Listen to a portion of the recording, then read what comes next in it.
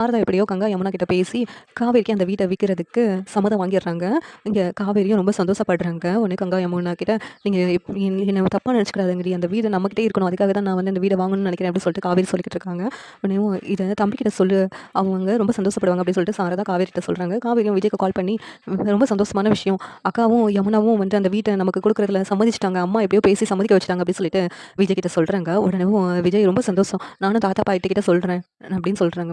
உடனே அம்மா நாளைக்கே கொடைக்கானல் போவோம் அப்படின்னு சொல்லியிருக்காங்க. அங்க போயிட்டு நம்ம ரிஜிஸ்ட்ரேஷன் வச்சுக்கலாங்கிறாங்க அப்படின்னு சொல்லிட்டு காவேரி சொன்னதும், சரி காவேரி தாத்தா பாட்டி கிட்ட நான் சொல்றேன். இப்போ நம்ம டிராவல் பண்ணிக்கலாமான்னு டாக்டர்ட்ட கேட்டுக்கிறேன் அப்படின்னு சொல்லிட்டு விஜய் சொல்றாங்க. சரி டிராவல் பண்ணிக்கலான்ட்டு டாக்டர் சொல்லிட்டாங்கன்னு சொல்லிட்டு விஜய் பாட்டிக்கிட்டயும் தாத்தாக்கிட்டயும் தாத்தா நாங்க 2 பேரும் வந்து அவங்க குடும்பத்தோட கொடைக்கானலுக்கு போறோம். அந்த கொடைக்கானல் வீட்ட காவேரி பேர்ல ரிஜிஸ்டர் பண்றதுக்கு அவங்க சரின்னு சொல்லிட்டாங்க அப்படின்னு சொன்னதும் தாத்தாவும் பாட்டியும் சந்தோஷமா விஜய் காவேரி அனுப்பி வைக்கிறாங்க. பார்த்து போயிட்டு வாங்கன்னு சொல்லிட்டு இங்க எப்படியோ எல்லாரும் குடும்பமா கொடைக்கானலுக்கு வந்துடுறாங்க. கொடைக்கானலுக்கு வந்து இறங்கி வீட்டுக்குள்ள தான் நுழைஞ்சிருக்காங்க. அதுக்குள்ளேயும் என்னோட நானும் சந்தானத்தோட இன்னொரு பொண்டாட்டி அப்படின்னு சொல்லிட்டு ஒருத்தவங்க வர்றாங்க. சந்தானத்துக்கு இன்னும் 2 குழந்தை இருக்கு அப்படின்னு சொல்லிட்டு. ஆனா இங்க வீட்ல உள்ளவங்கன்னா நம்பவே முடியல. என் புருஷன் அப்படிப்பட்டவர் கிடையாது. ஏன் இப்படி ஏமாத்திட்டு இருக்க? உன்னை யார் அனுப்புனது அப்படின்னு சொல்லிட்டு சாரதாலாம் கேட்டுட்டு இருக்காங்க.